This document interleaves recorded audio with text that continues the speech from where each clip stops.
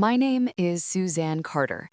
I was 65 years old the afternoon everything began to fall apart. Though at the time it felt like an ordinary day I would forget by dinner, I was sitting in a quiet neighborhood cafe with my son Daniel and his wife Olivia.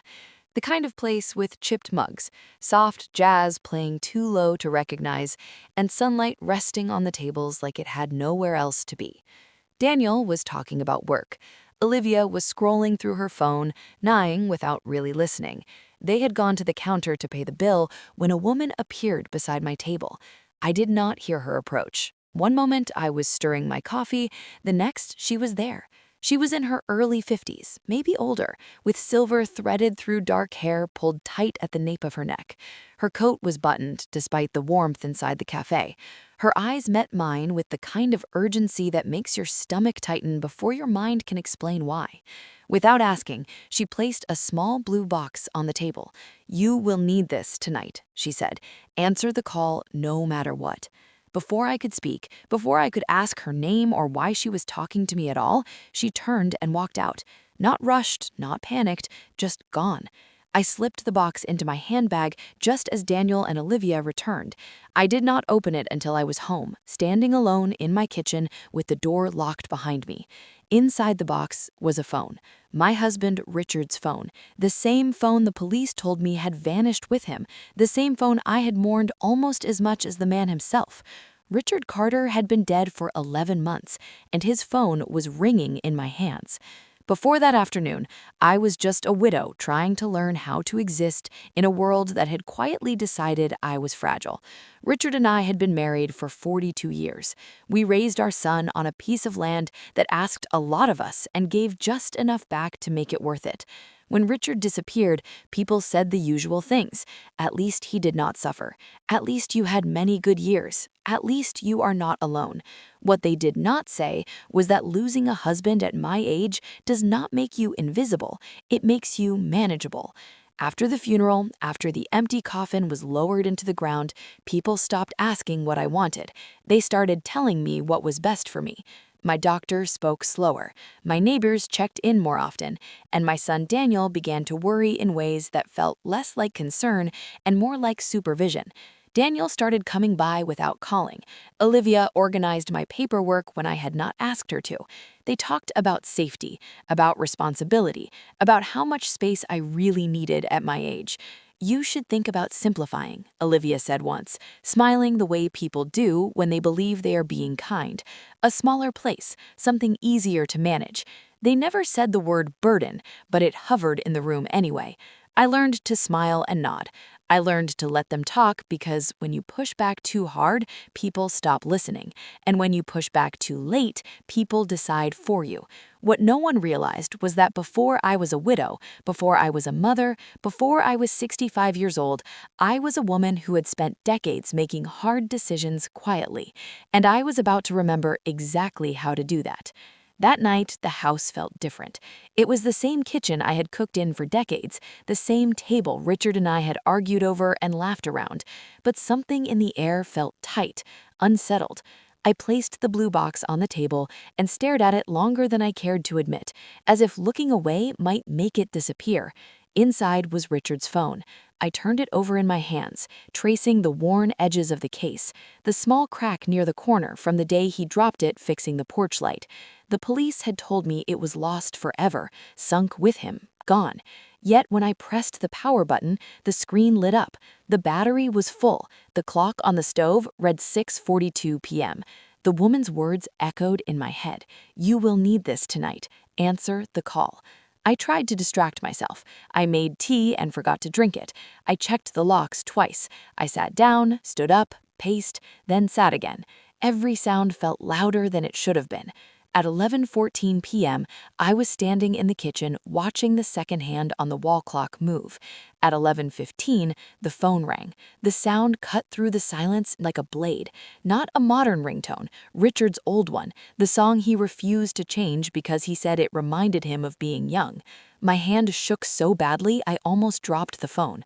Unknown caller. It rang again. I answered on the third ring. "Hello?" I said, and my voice did not sound like my own. There was breathing on the other end, slow, controlled, familiar. Then the voice spoke. Suzanne. It was distorted, filtered, but unmistakable.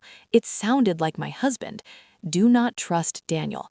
Do not trust Olivia. Do not trust the police.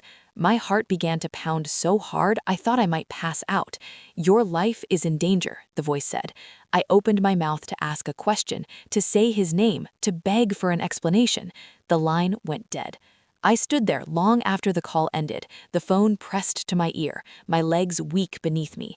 Richard had been gone for 11 months, buried without a body, and somehow, impossibly, he had just warned me that the people closest to me were not safe. The next morning, Daniel arrived without calling. I knew it was him before I opened the door. There was a particular rhythm to the way he knocked, firm but careful, like he was trying not to seem impatient. He was holding 2 coffees, the expensive kind he never bought unless he wanted something. I invited him in. We sat at the kitchen table where Richard used to read the paper every morning. "Mom," Daniel said, wrapping his hands around his cup, "we need to talk." Those words used to mean advice. Now they sounded like a decision already made. He told me he was worried about me being alone, about the land, about the cost of maintaining the property. He talked about winter storms, about repairs, about taxes. Everything he said made sense on the surface. Then he mentioned selling. Not directly, not at first, just a suggestion, a conversation, a possibility. There are developers looking in the area, he said carefully. Serious offers. You could be comfortable, secure. You wouldn't have to worry anymore. I told him I was not selling. His jaw tightened, just for a second. Olivia thinks you're being emotional, he said. She worries you're holding on because of Dad. That was the moment something shifted. They weren't asking, they were preparing. Over the next few days, the pressure became constant. Olivia started sending me articles about downsizing. Daniel talked about legal options I didn't ask about. They mentioned guardianship once casually, like it was just another form of support families used when things became difficult. They spoke to me like I was fragile glass, like I couldn't be trusted with my own life. But what unsettled me most was not what they said, it was how urgently they said it. They wanted me out of the house, off the land, and they wanted it soon. That night, I lay awake listening to the old house settle around me, Richard's warning repeating in my head, "Do not trust Daniel, do not trust Olivia." For the first time, I asked myself a question I had avoided since the call. What would my son gain if I left everything behind? I did not confront Daniel or Olivia. After that, I did something Richard always respected. I went looking for facts. I started in his old study, the small room at the back of the house where he used to keep receipts, manuals, and paperwork that didn't fit anywhere else. At first, everything looked familiar. Bank statements, insurance files, the deed to the property. Then I noticed what didn't belong. An envelope tucked inside a folder marked utilities, a receipt for legal services, not a local firm, not the kind of attorney you hire to update a will or handle taxes, a criminal defense lawyer in New York. My heart sank. Richard and I did not keep secrets. At least that's what I had always believed. Yet here was proof that my husband had been meeting with a lawyer he never mentioned to me. I opened a laptop we had shared for years and searched our old email account, the one we used for household business, travel, bills, appointments. The search results appeared slowly, like they were reluctant to be seen. Emails about land surveys, messages discussing access points and boundaries, and one short exchange that made my hands go cold. A preliminary assessment of the property, a potential buyer, serious money, dated just weeks before Richard disappeared. My husband had been investigating something, quietly, carefully, and whatever it was, he didn't trust anyone enough to tell them, not even me. I sat back in the chair and tried to steady my breathing. Richard was not leaving me. He was not betraying our life. He was preparing. The cash withdrawals made sense now. The unexplained absences, the late nights in the barn. He had been gathering information, paying for help, protecting something he believed was dangerous. And suddenly, his warning felt less impossible and more terrifying. If Richard had been hiding the truth to protect me, then the danger had not disappeared when he did. It had simply changed hands. The barn had always been a place of comfort to me. It smelled of old wood, oil, and seasons that had passed.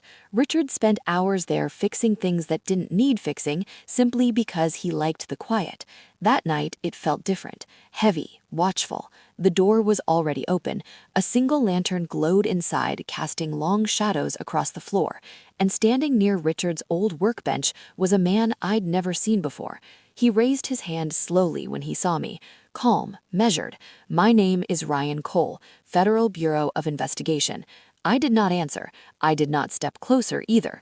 He told me Richard had contacted the FBI nearly 2 years ago, that my husband had discovered something on our land that didn't belong there, something hidden, organized, dangerous. There was a cave system beneath the property, old, natural, easy to conceal. My son Daniel had found it first. Ryan spoke gently, as if the words themselves might break me. Daniel had been allowing the space to be used for storage and transfers. Not alone, not by accident. It had started small. Money, promises, pressure. Richard found out. He confronted Daniel, gave him time to stop, time to fix it. Instead, Daniel chose something else. Richard went to the FBI when he realized his own son would not walk away. He agreed to cooperate, to document everything, to help bring the operation down quietly. Ryan swallowed hard before he finished. They forced Richard's car off the road, made it look like an accident. The investigation was handled locally, closed quickly.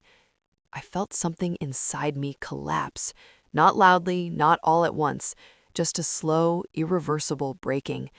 I asked Ryan why he was telling me now. "Because they are running out of time," he said, "and so are you. Daniel and Olivia want you off the land. If you leave, they can destroy what Richard hid. If you stay, you are a liability." Ryan looked me in the eyes. "Richard believed you would know what to do when the truth found you." I stood there, in the barn, surrounded by the life I had built, realizing the greatest threat to my safety was the child I had raised. And for the first time, I stopped being afraid. I became careful. Richard did not leave instructions the way movies make men do. There was no map, no letter taped under a drawer, no dramatic confession waiting to be found. There was only a sentence Ryan repeated quietly, as if he were afraid to disturb it. "Your husband believed you would recognize the place." That night, I walked the property alone. I passed the fence line Richard repaired every spring, the oak tree where Daniel carved his initials when he was 12, the path Richard and I used to take after dinner when we needed to talk without walls listening. And then I stopped behind the house, near the old rose bush I planted for my mother the year she died. Richard had helped me dig that hole. He joked that it was deep enough to hide anything important. At the time, I laughed and told him he was being dramatic. I knelt in the dirt with my bare hands. The soil was cold, packed tight. My fingers ached as I dug, but I did not stop. I was not thinking about fear anymore. I was thinking about my husband, about the quiet way he loved, about how he always prepared, even when I did not see it. My knuckles scraped against something solid, plastic. I pulled until the container came free, sealed tight and heavier than it looked. Footsteps crunched behind me. Daniel's voice cut through the dark. "Mom, what are you doing?" I stood up slowly, the box clutched to my chest. For a moment, I saw the boy he used to be, the child who fell asleep in the back seat after long drives, the teenager who promised he would always take care of me. Then I saw the man who had chosen money over blood. I ran. I did not look back. I did not explain. I ran toward the tree line as flashlights swept across the yard. A car engine started nearby. Headlights flared. A woman leaned out of the driver's seat. "Get in now." It was the woman from the cafe, Agent Laura Mitchell. As the car sped away, I opened the container with shaking hands. Inside were documents, a small drive, and Richard's handwriting on a folded note. The truth is buried, not because it should stay hidden, but because he trusted me to unearth it when the time came. I did not go to the police after that night. I did not call Daniel. I did not confront Olivia. I did not warn anyone. Instead, I became just as quiet they expected me to be. I missed calls. I delayed decisions. I told Olivia I was tired and overwhelmed. I told Daniel I needed time to think. I let my voice shake just enough to sound uncertain, just enough to sound like a woman losing her grip. They relaxed. People who believe they are in control always do. Olivia began speaking more freely. She talked about paperwork, about attorneys, about how everything would be easier once the property was sold. Daniel stopped pretending this was about my safety and started talking about timelines. They believed I was cornered. What they did not know was that Agent Laura Mitchell and Agent Ryan Cole were already moving quietly, carefully, watching communications, tracing money, building a case that did not rely on panic or force. All I had to do was stay in place and let them expose themselves. When Olivia suggested a meeting to discuss my options, I agreed. When Daniel asked me to bring the documents Richard left behind, I nodded. I let them believe I was ready to give up. Weakness makes people careless. They talked in my kitchen the way they always had, assuming I was too old, too tired, too broken to notice. They explained their plan without realizing it, who they had spoken to, how soon they needed the sale, what would happen if I refused. I listened, I remembered, and I waited.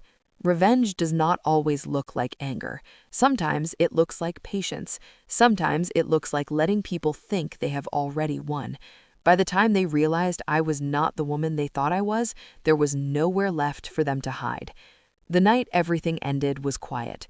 No shouting, no dramatic confrontation, just the sound of cars pulling into the driveway one by one, their headlights cutting through the dark like lines being drawn under a long sentence. Daniel was sitting at the kitchen table when it happened. His hands were clasped together so tightly his knuckles had turned white. Olivia stood near the counter, phone in hand, still trying to control the situation even as it slipped away from her. Federal agents entered first, calm, direct, uninterested in explanations. Daniel looked at me, then really looked at me, not as a responsibility or an obstacle, but as his mother.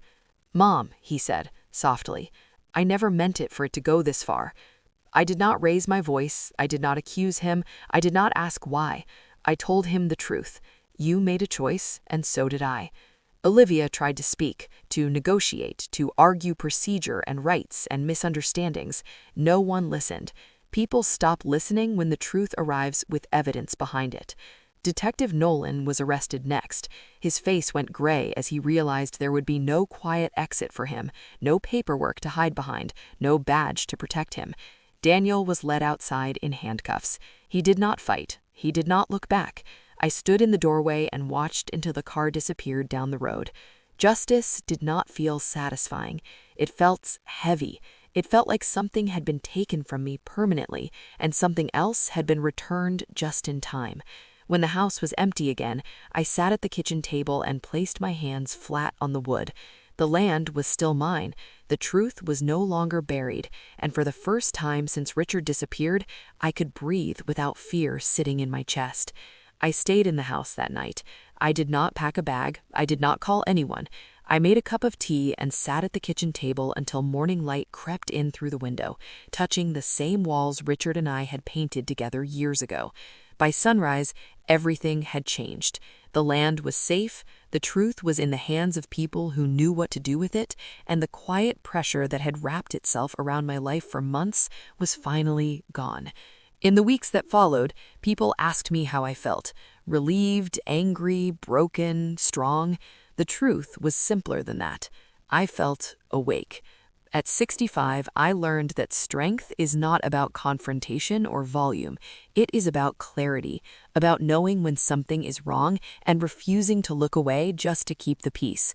I learned that love does not excuse harm, that family does not mean silence, and that protecting yourself is not betrayal, even when the people you protect yourself from share your blood. I kept the land, not because it was valuable, but because it was honest. It held the truth of my life, my marriage, my mistakes, and my courage. I chose to rebuild it slowly, carefully, on my own terms. Richard once told me that the hardest kind of bravery is quiet, the kind no one applauds, the kind that simply keeps going. He was right. If you're watching this and something in your life feels wrong, trust that feeling. Ask the questions, set the boundary. Take your time, but do not surrender your voice. And if you believe it is never too late to stand up for yourself, like this video, share it with someone who needs it, and tell me in the comments what you would have done if you were in my place.